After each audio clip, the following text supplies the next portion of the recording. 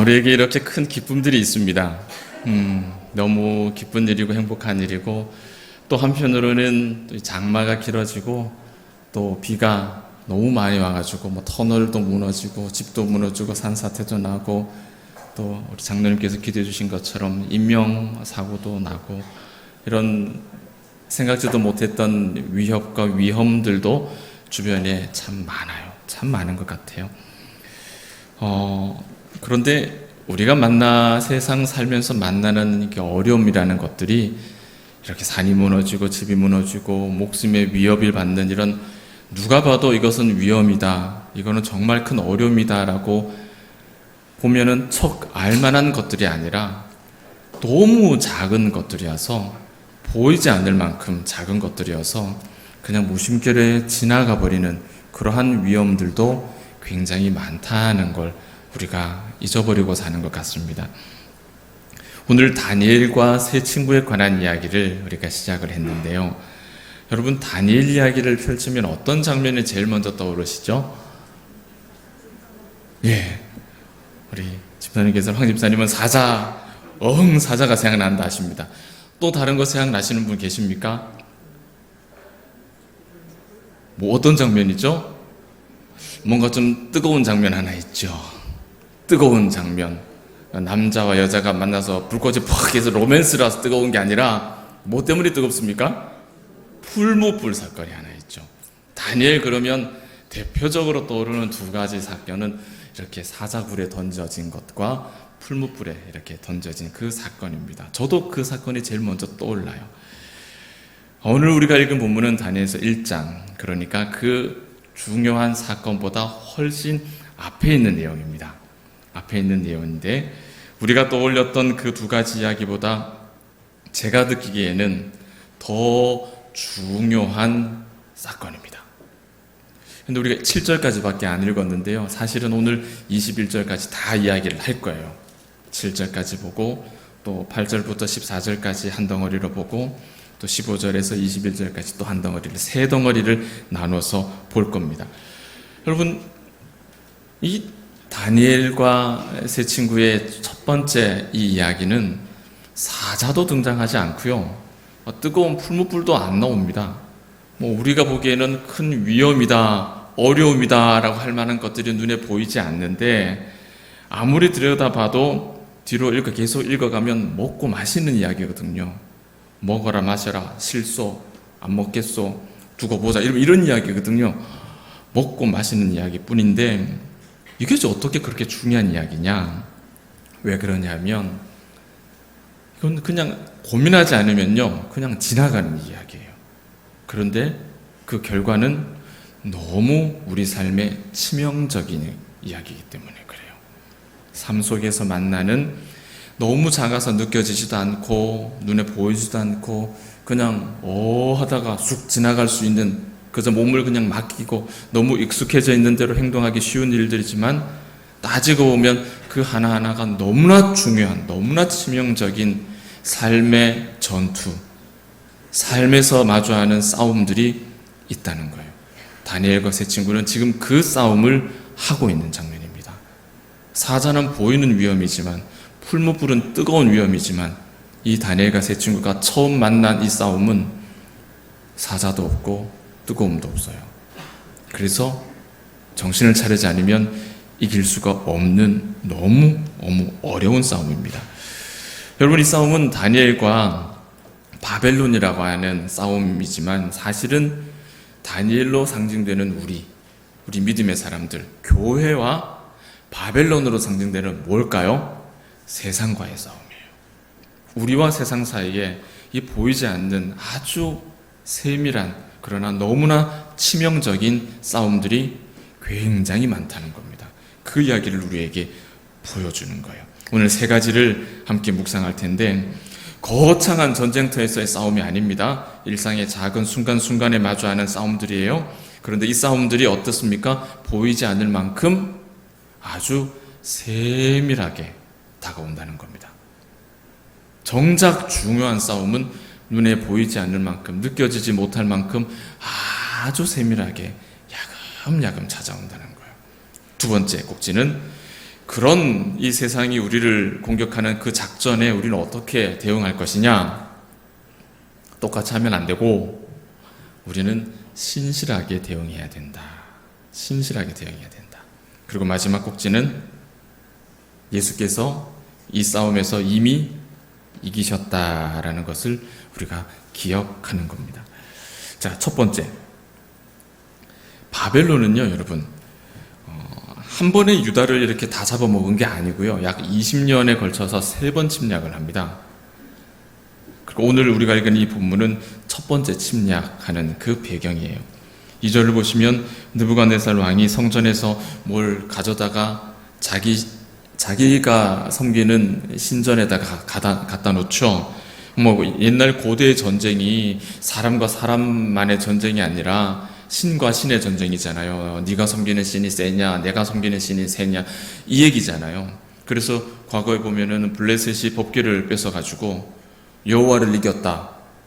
다곤, 우리가 믿는 다곤이 여호와를 이겼다 해서 그 법궤를 다곤 신전에다 갖다 놓는 거랑 똑같은 일을 지금 느부갓네살이 하고 있는 겁니다. 우리 신이 더 세다. 이 바벨론의 신의 이름은 마르둑이라고 합니다. 마르둑. 말뚝 이렇게 생각하면 기억하기 좋으실 거예요. 말뚝. 예. 자, 이어서 3절 볼까요? 바벨론이 빼앗아간 것이 이런 성전의 어떤 물건들뿐만이 아닙니다. 그보다 더 값진 것을 빼앗아갔다 그래요. 그 값진 것이 무엇이냐면 유다의 미래였어요. 미래. 여러분, 우리 자녀들은 뭡니까? 우리의 미래죠. 우리 엘과 로이, 오늘 여러분에게 첫 인사드린 우리 두 딸은 우리 교회의 뭐죠? 미래입니다. 바벨론이 했는 행동은 뭡니까? 유다의 이 미래를 다 뺏어간 거예요. 다 데리고 가버렸습니다. 그들이 포로로 삼은 것, 왜 그랬을까요?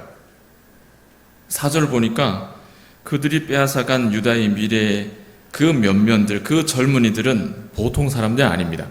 아주 똑똑하고요, 아주 잘생겼고요, 왕족과 귀족의 자제들, 그야말로 장차 유다를 다시 일으켜 세워야 할 인재들만 쏙쏙쏙쏙 빼갔어요. 그리고 이 인원이 그렇게 많지 않아요. 수천 명, 수만 명 되지 않아요. 너무나 뽑고 뽑아가지고 예레미야에 보면은 그 인원이 도합 몇 명이다라고 대충 얼추 그 숫자가 소개되어 있습니다. 이들은 이 유다 땅의 미래 자산들이었죠.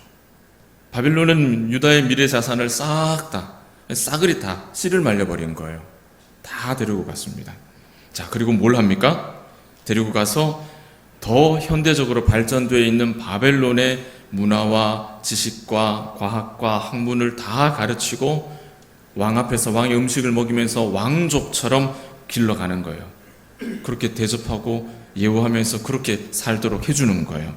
자, 여러분, 지금 이 느부갓네살이 유다의 젊은이들을 데려다가 그들에게 좋은 것들을 가르치고 좋은 것을 입히고 좋은 것을 먹이고 마치 왕들처럼 이렇게 살게 하는 이 모습들을 보시면서 어떤 생각이 드십니까? 느부갓네살 잘했다, 느부갓네살 못했다. 잘했을까요? 잘한 걸로 보이세요? 못한 걸로 보이세요? 이 고민이 되십니까?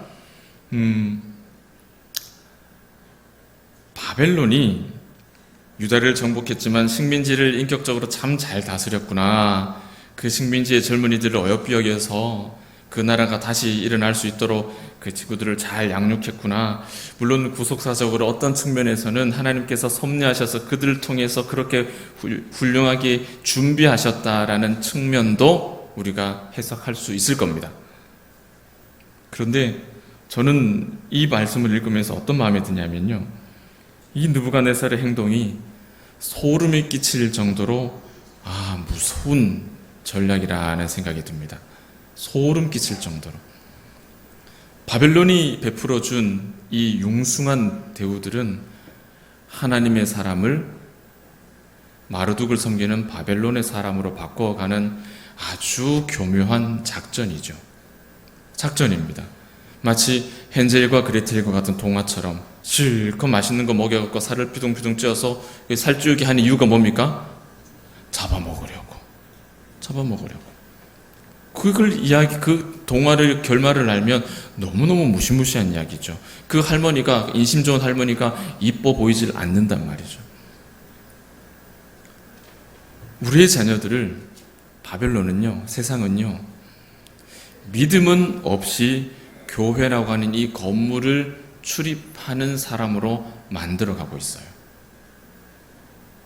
믿음은 없고 어려서부터 출입했던 곳이기 때문에 주일이 되면 출입하는 사람으로, 이 건물을 출입하는 사람으로 만들어가고 있는 겁니다. 바벨론이 지금 그 일을 하고 있는 거예요. 끔찍하고 두려운 일이죠. 바벨론은 이런 일들을 하기 위해서 이 젊은이들을 고문하지도 않고 막 위력을 가하지도 않고요. 애굽처럼 고된 노동을 시켜가지고 힘들게 하지도 않았어요. 바벨론은 더 영리한 방법을 사용합니다. 어떤 방법을 씁니까? 아주 친절했습니다. 아주 세심하게 자비와 긍휼을 베풀었어요. 그리고 더 발전되어 있는, 더 현대적인, 더 선진화되어 있는 그런 문물들을 아낌없이 투자하고 귀한 대접을 해주었습니다. 달콤한 것들이죠. 이런 달콤한 무기들은 이 유다의 젊은이들을 만족시켰습니다. 너무 좋은 것이죠. 그렇게 유다의 미래는 점점점 어두워져 갔습니다. 젊은이들은 하나님을 잊은 채 바벨론에서의 자신의 역량이 커져가는 것들을, 자신의 스펙이 점점 쌓여가는 것들을 보면서 흡족해했죠. 유다의 젊은이들에게 바벨론에서의 삶은 억압이 아니라, 고역이 아니라, 포로 생활이 아니라 더 큰 나라, 더 잘 사는 나라, 더 멋진 나라, 거기에서 더 편하게, 더 행복하게, 더 폼나게, 더 잘 대접받고, 더 인정받고 살 수 있는 기회를 제공받는 것이었어요. 마치 아메리칸 드림을 따라서 그렇게 떠나는 것처럼. 왕족으로 대우를 받고 있는 것이 어떻게 고역이라 하겠습니까? 바벨론은 이 젊은이들에게 고향보다 더 안락한 집이 되어주는 거예요. 이것이 바벨론의 세밀한 작전이었습니다. 이 젊은이들이 바벨론에서 삶을 사는 동안 그들에게 다가온, 보이지 않는, 느껴지지 않는, 너무나 자연스러운, 너무나 당연한 그런 전투였던 거예요. 괜찮다고. 이 좋은 환경에서 그냥 편안히 지내면 되는 거라고. 이 음식 먹으면 되는 거라고. 여기서 잠을 자면 되고, 여기서 마음껏 배우면 되고, 마음껏 누리면 되는 거라고. 이 모든 것들을 마음껏 즐기라고. 우리가 그렇게 나쁜 사람들은 아니라고. 잘 해준다. 마음껏 너희가 하고 싶은 걸 다 하면서 살라고. 과연 그렇겠습니까, 여러분? 그들은 천천히 하나님의 자녀들에게서 하나님이라고 하는 그 흔적을 하나씩 지워갑니다. 그리고 바벨론의 사람, 말뚝을 믿는 사람으로 바꾸어 갑니다. 그들의 언어, 그들의 종교, 그들의 문화, 그렇게 바꿔가는 거예요. 이 사실이 6절과 7절에서 나타나죠. 새로운 이름을 부여하는 것입니다. 여러분, 다니엘과 그 세 친구가 가지고 있었던 그 히브리식의 이름은 전부 다 하나님의 어떠하심을 담고 있는 정말 은혜로운 이름들이에요. 예를 들면 다니엘은 하나님은 심판자이시다. 하나냐는 하나님은 은혜로우시다. 미사엘은 누가 하나님과 같은가. 아사랴는 하나님께서 나의 도움이시다. 이런 뜻이에요. 그 이름만 불러도 무엇이 도드라집니까? 하나님이 도드라지죠. 그 이름만 봐도 하나님의 사람이다라는 게 나타나죠. 그런데 그에 반해서 이들에게 주어진 새로운 이름들은 모두가 바벨론의 신이었던 그 말뚝에게서 빌려온 이름들이에요. 이제 반대의 사건이 나타났습니다. 그들의 바벨론 이름으로 이름을 부를 때마다 뭐가 떠올라요? 말뚝이 떠오르는 거예요. 하나님은 사라지고 이제는 말뚝만 떠오르는 거죠. 그 이름을 부르면 부를수록. 여러분, 마치 우리가 일제시대 때 우리 조상들이 당했던 그 창식의 명처럼 황민화 정책, 그죠? 천황의 백성으로 삼으려고 하는 그 모든 작전들, 어쩌면 우리 가운데 연세가 높으신 어르신들은 정말 감추고 싶지만 조선의 이름이 아닌 또 다른 이름을 가지고 계시는 분들이 계실 수도 있습니다. 얼마나 그것이 가슴 아픈 역사예요. 이런 전략들은 우리가 그리스도인임에도 불구하고 그리스도인으로 살 수 없도록 마귀가 사용하는 방법이죠. 여러분, 마귀는요, 우리의 정면에 딱 서서 예수 믿는 사람으로 살지 마, 이렇게 어리석게 우리를 대적하지 않습니다. 바벨론처럼 은밀하게 천천히 아주 인도적으로 아주 자연스럽게 세밀하게 그렇게 우리를 유혹하죠. 특히 우리의 젊은이들을 유혹할 것입니다. 우리 젊은 자녀들의 마음을 사로잡고 있는 것들 한번 나열해 보십시오. 대중문화, 음악, 영화, 어떤 미디어 게임 한번 나열해 보십시오. 그 속에 담겨있는 인본적이고 염세적인 가사들, 타락과 부도덕을 유머러스 한 것으로 마치 아름다운 러브스토리로 그렇게 포장해서 거기에 빠져드는 그 모습들. 여러분, 마귀는 우리와 우리의 자녀들을 노리고 있고 세상은 이미 이와 같은 마귀가 흘려놓은 지뢰의 밭으로 가득해요. 우리는 24시간, 어쩌면 거의 대부분의 시간을 이 마귀가 던져놓은 이러한 유혹과 자극들과 연결되어 살아요. 거의 24시간 그것들과 접촉해서 살고 있다고 해도 과언이 아닙니다. 이 어려운 난관을 어떻게 해결할 수 있느냐? 아무리 생각해도 다른 방법이 없어요. 마치 물 속에 그냥 풍덩 빠져 있는 사람처럼, 물 속에 푹 빠져 있는 사람처럼.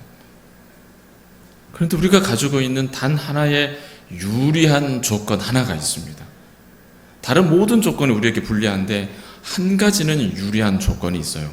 그 유리한 조건이 무엇이냐면 하나님은 언제든 우리와 함께 계신다, 이 사실입니다.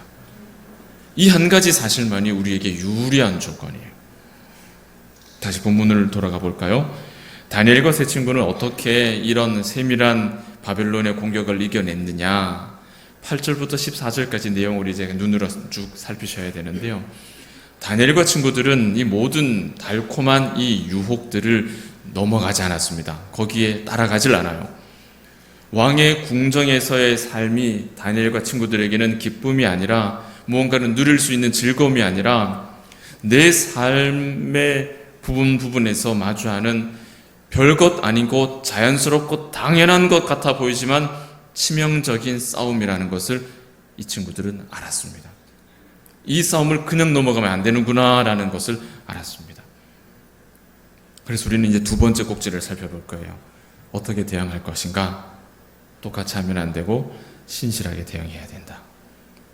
8절 보세요.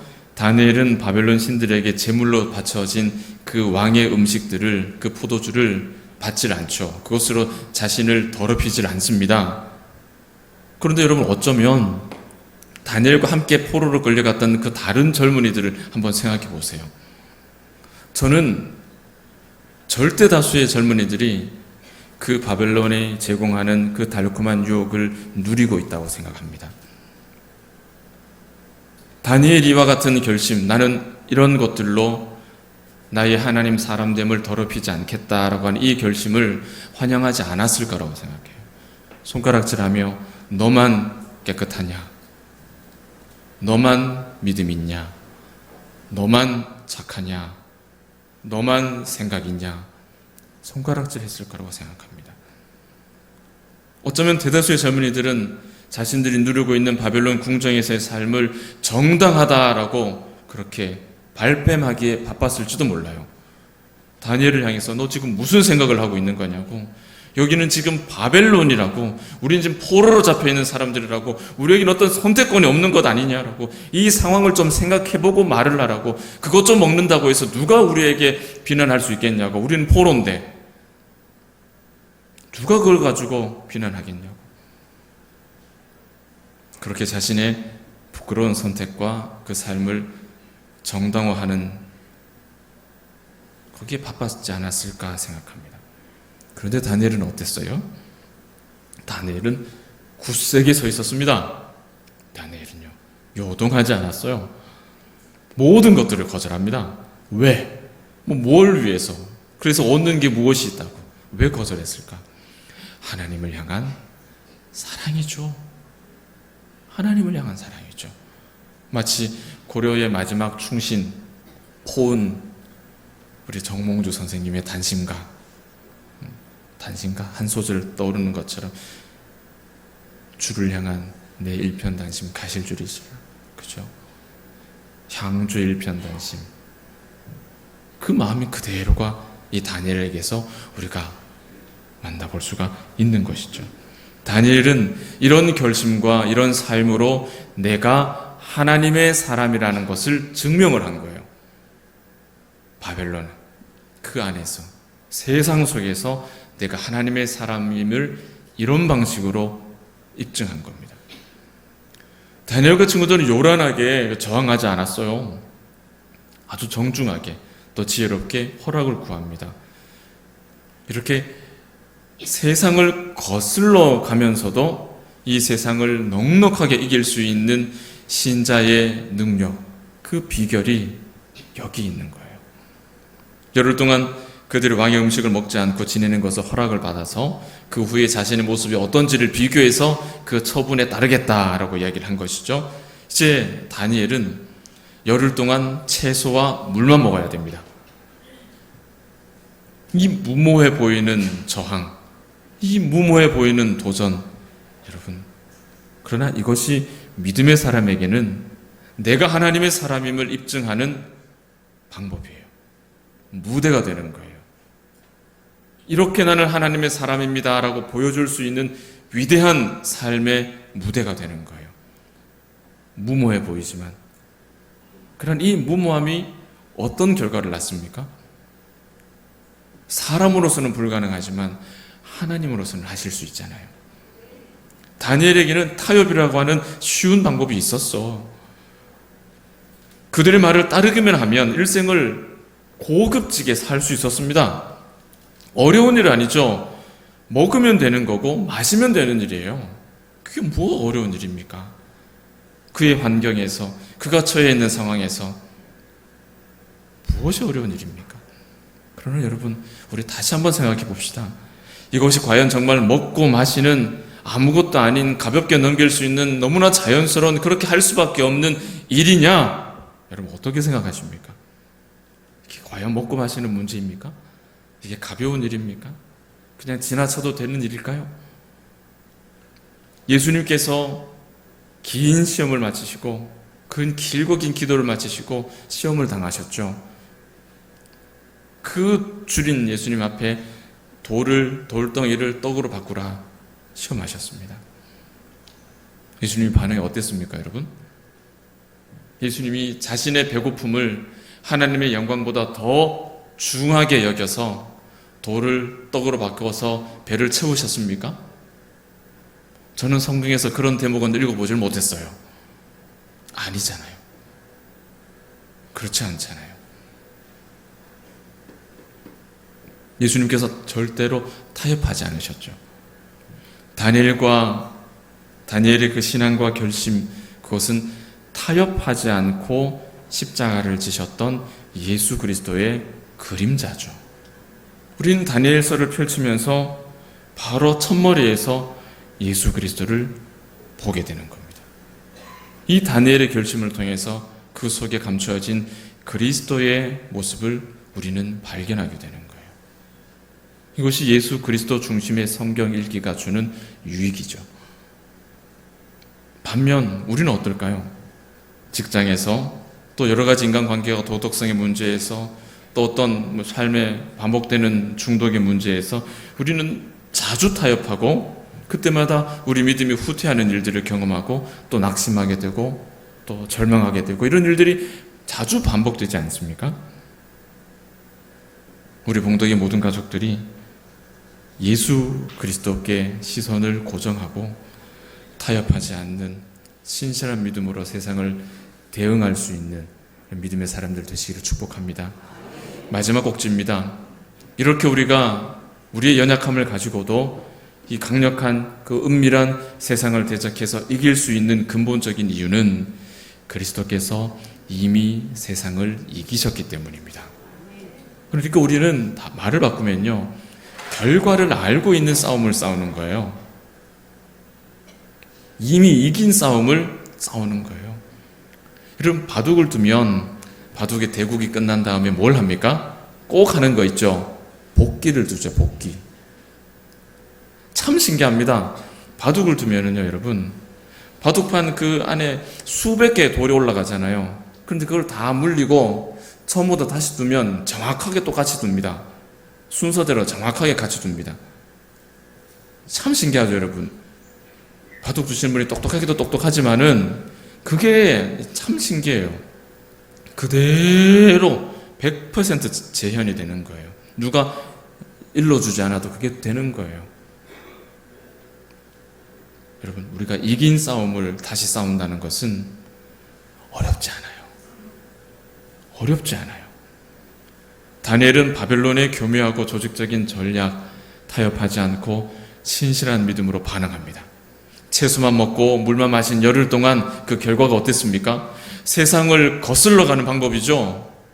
채소만 먹고 물만 먹었는데 세상을 거슬러 가는 방법인데 어떤 결과가 나타납니까? 그들은 그 어떤 젊은이들보다 때깔이 좋았을 뿐만이 아니라 하나님 어땠습니까? 그 지혜와 지식과 이해력에 있어서 어느 누구도 그들을 따라갈 수 없도록 하나님께서 역사하셨다고 오늘 본문은 기록하고 있습니다. 오늘 말씀은 우리에게 내가 아무리 노력해도 실패했던 다이어트를 가르쳐 주시는 게 아니고요, 채식이 몸에 좋다라는 걸 말씀해 주시는 게 아니에요. 그게 아니라 이 말씀이 우리에게 가르쳐 주시는 핵심은 하나님의 놀라운 능력이 하나님을 의존하는 사람을 통해서 세상을 거스르는 방법이더라도 관계없이 이 교회에 우리의 삶에 나타난다는 것을 보여주시는 거예요. 세상을 거꾸로 살아도 우리가 하나님의 방법으로 살면 그 결과가 나를 통해서 나타난다는 거죠. 물만 먹고 채소만 먹었는데 어떻게 때깔이 좋아집니까? 그런데 하나님은 하신단 말이죠. 그들은 포로였죠. 그럼에도 불구하고 바벨론에서 하나님께서는 자기 백성과 함께 하셨습니다. 우리가 가진 유리한 것 하나, 이겁니다. 하나님께서 나와 함께 하신다. 임마누엘. 이 한 가지가 우리에게 주어진 가장 강력한 유리한 점입니다. 21절 보십시오. 고레스 왕 원년까지 있으니라. 이 누가 있었다는 말일까요? 다니엘이 고레스 왕 원년까지 살았다라는 말인데, 여러분, 고레스 왕 원년까지 있었다, 이 말이 무슨 의미인지 여러분 이해되십니까? 고레스는 어느 나라 왕일까요? 1번 유대왕, 2번 바벨론 왕, 3번 바벨론을 잡아먹은 바사왕. 몇 번일까요? 정답은 3번입니다. 3번. 그러니까 오늘 이 말씀에 세상을 거슬러 살아가는 다니엘이 고레스 왕 원년까지 살았다는 말은 무슨 뜻이에요? 바벨론이 멸망할 때까지 다니엘이 멀쩡하게 살아남았다는 뜻이죠. 그럼 세상을 다니엘과 세 친구를 공격하고 싸움을 걸었던 교묘한 작전을 풀었던 그 세상 바벨론이 이겼다는 뜻입니까? 아니면은 세상을 거슬러 하나님 붙잡고 살았던 다니엘이 이겼다는 뜻입니까? 이 싸움의 승자는 누구란 뜻이에요? 다니엘이라는 뜻이죠. 이 한마디 속에 우리 믿음의 결과가 담겨 있는 거예요. 고레스 왕 원년까지, 다른 나라가 바벨론을 잡아먹을 때까지 다니엘은 멀쩡하게 살아 있었어요. 그 바벨론과 계속해서 싸우면서도 늘 이겼다는 거예요. 왜? 하나님의 방법으로 신실하게 대응했기 때문입니다. 세밀한 작전으로 하나님의 백성을 바벨론 백성으로 바꾸려고 했던 그 싸움에서 최종적으로 다니엘이 이깁니다. 우리가 이깁니다. 교회가 이깁니다. 여러분, 여기는 의심하지 마세요. 이 역사가 우리의 역사입니다. 하나님으로 인해 우리가 이기게 될 거예요. 교회가 여러분 이 악한 세상보다 더 오래 살아남아 있을 겁니다. 세상의 끝에 세상이 남아있는 것이 아니라 교회가 남는 것이고 믿음이 남는 것이고 그 믿음을 가진 내가 남는 거예요. 우리는 지지 않아요. 이긴 싸움을 싸는 거예요. 세상을 흔드는 그 모든 유행들이 우리 앞에 나비처럼 춤을 추며 우리를 유혹하지만 그 흥이 다 지나가고 가라앉으면 뭐가 남을까요? 교회만 남습니다. 믿음의 사람들만 남아요.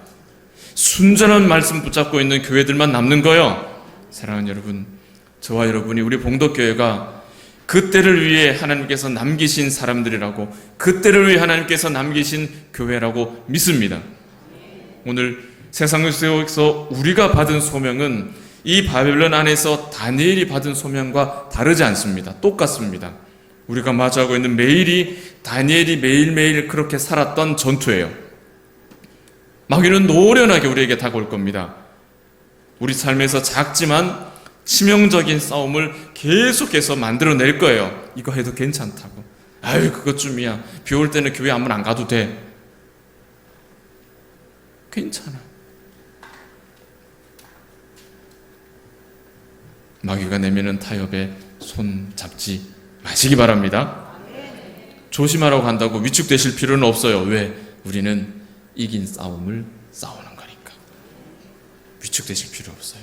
그리스도가 계시니까, 항상 어디든 어느 순간에도 함께 하시는 임마누엘이 계시니까 그것이 우리를 자신감 있게 당당하게 만들어주는 이유입니다. 말씀을 맺습니다. 우리는 교회 안에서, 예배 안에서 이 힘을 얻는 거예요. 지난주 말씀이죠. 우리가 함께 모이는 그 자리 가운데서 믿음과 소망과 사랑, 우리가 이 땅을 살아낼 수 있는 근본적인 힘을 얻게 된다 말씀했습니다. 우리는 이렇게 교회로 모일 때, 함께 예배하는 자리에 모일 때 우리는 절대로 지지 않습니다. 이 싸움의 결과를 알고 싸웁니다. 하나님께서 이미 세상을 이기셨습니다.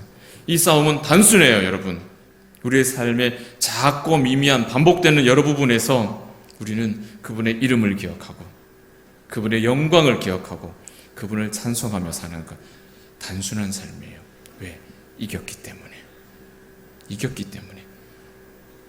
우리는 한 사람 한 사람이 하나의 교회로 이 자리에 모여 있어요. 이 삶의 작고 치열한 또 치명적인 싸움에서 이미 우리를 위해 십자가를 지시고 승리하신 그 예수 그리스도를 기념하는 한 주간의 삶이 되시기를 주의 이름으로 축복합니다. 기도합니다.